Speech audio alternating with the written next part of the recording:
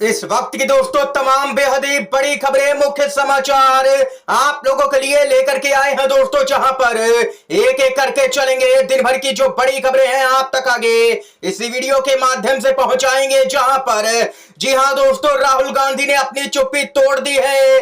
हरियाणा के चुनावी नतीजों को लेकर के राहुल गांधी चुनौती देंगे नतीजों को, बेहद ही बड़ी खबर आ रही है। और वहीं रिकाउंटिंग का मामला भी गर्मा गया है, जबरदस्त खबर आ रही है, इसको लेकर के विस्तार से जानेंगे। इसके साथ ही अपडेट यहां पर आ रही है, पूर्व राज्यपाल ने बड़ा खुलासा किया कि आखिर यहां पर भाजपा चुनाव कैसे जीत गई है। और वहीं सीजीआई की भी एंट्री हो चुकी है। जी हां दोस्तों, कांग्रेस के वकीलों की टीम पूरी तरह से तैयार है करके हर खबर आप तक पहुंचाएंगे।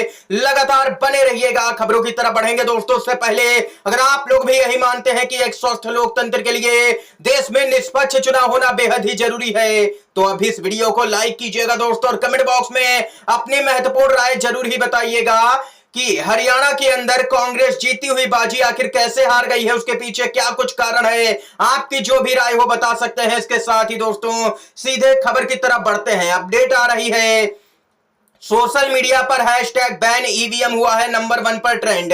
पूरे मामले पर हंसराज मीना ने ट्वीट किया और कहा कि जिस दिन ईवीएम की जगह बैलेट पेपर आ जाएगा उस दिन लोकतंत्र की सबसे बड़ी और ऐतिहासिक जीत होगी। यहां पर हंसराज मीना ने कुछ तस्वीरें भी साझा की हैं, जिसमें लिखा हुआ है कि नीदरलैंड में पारदर्शिता की कमी से ईवीएम बैन की गई, इटली में ई वोटिंग में गड़बड़ी का शक, और वहीं इंग्लैंड फ्रांस में कभी ईवीएम का इस्तेमाल ही नहीं किया गया, आयरलैंड में 3 साल रिसर्च के बाद में ईवीएम बैन कर दी गई, जर्मनी में ईवीएम को असंवैधानिक बता करके बंद किया गया, तो हमारे देश में आखिर ईवीएम क्यों इस्तेमाल की जाती है, ये यहां पर दोस्तों लोगों की राय आई है। और वहीं बताते चलें कि अगले 7 दिन का समय काफी महत्वपूर्ण है।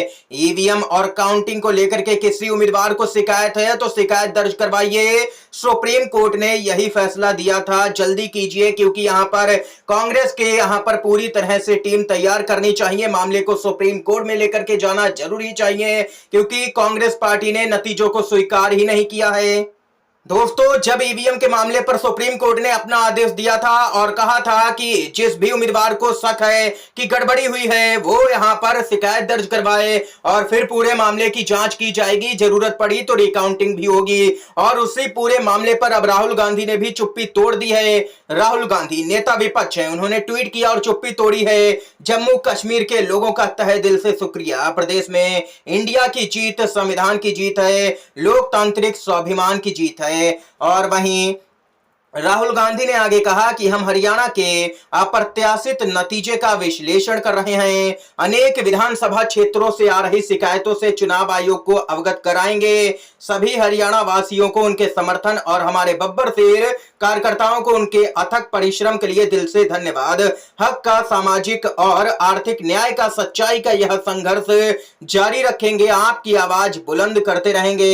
ये नेता विपक्ष राहुल गांधी ने हुंकार भरी है दोस्तों, और साफ तौर पर इशारा किया है कि हरियाणा को जो अप्रत्याशित नतीजा आया है ये किसी भी कीमत पर स्वीकार करने योग्य है ही नहीं, क्योंकि यहां पर जमीन पर भाजपा साफ थी, फिर आखिर कैसे सरकार बन गई। जो यहां पर गड़बड़ी हुई है उससे चुनाव आयोग को अवगत करवाया जाएगा। और इसके साथ ही दोस्तों खबर बताते चले कि हरियाणा के नतीजों के बाद कांग्रेस पार्टी ने ईवीएम पर सवाल उठाया है। ये एक बहुत ही सही फैसला है और यहां पर सही किया है कांग्रेस ने। मगर क्या कांग्रेस को याद है कि उसने कई साल पहले अपने राष्ट्रीय अधिवेशन में ईवीएम के खिलाफ में प्रस्ताव पारित किया था। दिल्ली के इंदिरा गांधी ओपन स्टेडियम में 2018 में फिर आखिर क्या हुआ, उसका ईवीएम के खिलाफ जो निर्णायक लड़ाई लड़नी चाहिए थी वह कांग्रेस ने नहीं लड़ी। जमीनी स्तर पर हर चुनाव के बाद में छोटे मोटे तरीके से विरोध ही किया है कांग्रेस ने ईवीएम का। इससे आखिर क्या होता है, यहां पर मुद्दा पूरी तरह से गुमराह हो जाता है। और वहीं आप लोगों को बताते चलें, इस मामले पर कांग्रेस पार्टी को एक कमेटी बनानी चाहिए थी, उस पर जांच करनी चाहिए थी और उसके बाद में यहाँ पर पूरा फैसला लेना चाहिए था, लेकिन कांग्रेस पार्टी ने तब से अब तक ईवीएम के खिलाफ में कोई भी बड़ा आंदोलन नहीं किया है। और वहीं सोशल मीडिया पर एक यूजर की राय आए और कहा कि आदरणीय सीजीआई डीवाई चंद्रचूड़ जी, जब आप खुद मानते हो कि ईवीएम बनाने वाली कंपनी में बीजेपी के 4 मेंबर हैं और वही ईवीएम में सोर्स कोड लगाने वाले इंजीनियर की नियुक्ति करते हैं जिसकी वजह से ईवीएम हैक भी हो सकता है, तो फिर आखिर ईवीएम पर भरोसा कैसे किया जाए? आखिर कब तक हमारे वोटों के साथ में खेल किया जाता रहेगा? ये लोगों की राय सोशल मीडिया पर सामने निकल के आई है। दोस्तों देख सकते हैं कि ईवीएम बनाने वाली कंपनी तक में भाजपा ने अपनी पैठ यहां पर जमा रखी है। चुनाव आयोग में तो पहले ही कानून में संशोधन करके सीजीआई को कमेटी से बाहर करके यहां पर केंद्रीय मंत्री को शामिल किया गया है, यानी कि 2 वोट यहां पर सरकार के ही होंगे और उसका मनपसंदीदा अधिकारी चुनाव आयोग में एंट्री लेगा और फिर उसके पक्ष में काम करेगा, जैसा कि आप लोगों ने देखा ही है हाल ही में। और वहीं इस बीच खबर आ रही है दोस्तों, आप लोगों को यहां पर बताते चलें, हरियाणा के चुनावी नतीजों के बाद में कई तरह की खबरें आ रही हैं। कोई यहां पर हुड्डा को जिम्मेदार ठहरा रहा है तो कोई कुमारी सैलजा को। इस बीच हरियाणा चुनाव में कांग्रेस की हार पर पूर्व राज्यपाल सत्यपाल मलिक आग बबूला हो गए। हार का ठीकरा भूपेंद्र हुड्डा के सर पर फोड़ा है। यह हार हुड्डा के एरोगेंस अहंकार की वजह से हुई है। अहंकार में थे हुड्डा, इसलिए कांग्रेस पार्टी की हार हुई है। राहुल गांधी कहते रहे कि आम आदमी पार्टी के साथ में गठबंधन कर लीजिए। जो आज यहां पर कांग्रेस सीटें 32 वोटों से हारी है, कोई सीट 600 वोट से हारी है, कोई सीट 100 वोटों से हारी है, वो सीटें आज अगर गठबंधन में आम आदमी पार्टी होती तो ये सीटें कांग्रेस जीत गई होती और भाजपा बहुमत से नीचे होती। लेकिन हुड्डा आम आदमी पार्टी के साथ में गठबंधन के लिए राजी नहीं हुए। और वहीं कुमारी सैलजा का भी चाहे मुद्दा हो, कुमारी सैलजा को भी यहां पर लोग जिम्मेदार ठहरा रहे हैं कांग्रेस की हार के लिए, क्योंकि राज्य के अंदर ना तो कांग्रेस जीती और ना ही सरकार बनी, फिर भी सभी नेता सीएम पद पर दावा ठोकने लगे।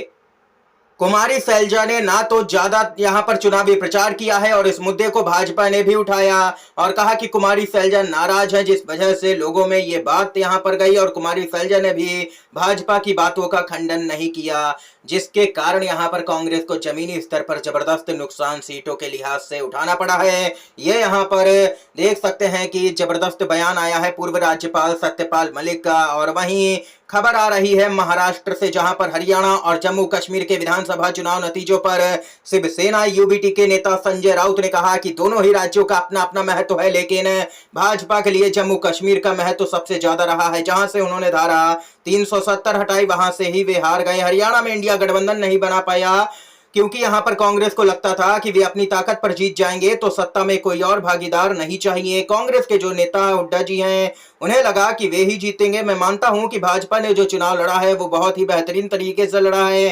संजय राउत ने आगे कहा है कि हारी हुई बाजी भाजपा ने जीत ली है, ये मानना पड़ेगा। और यहां पर कांग्रेस जो जीत रही थी वो हार गई है। देश में कोई ऐसा नहीं कह रहा था कि भाजपा आ रही है, जमीनी स्तर पर भाजपा जा रही थी, लेकिन भाजपा आ गई। भाजपा को मानना पड़ेगा, भाजपा ने कैसे भी करके चुनाव जीत ही लिया है। दोस्तों इस समय की तमाम बड़ी खबरें थी, मुख्य समाचार थे जो हमने आप तक पहुंचाए। वीडियो अगर आप लोगों को पसंद आया हो तो लाइक कीजिएगा, इन खबरों को शेयर कीजिएगा अपने दोस्तों में। आप सभी का बहुत बहुत धन्यवाद। जय हिंद, जय भारत।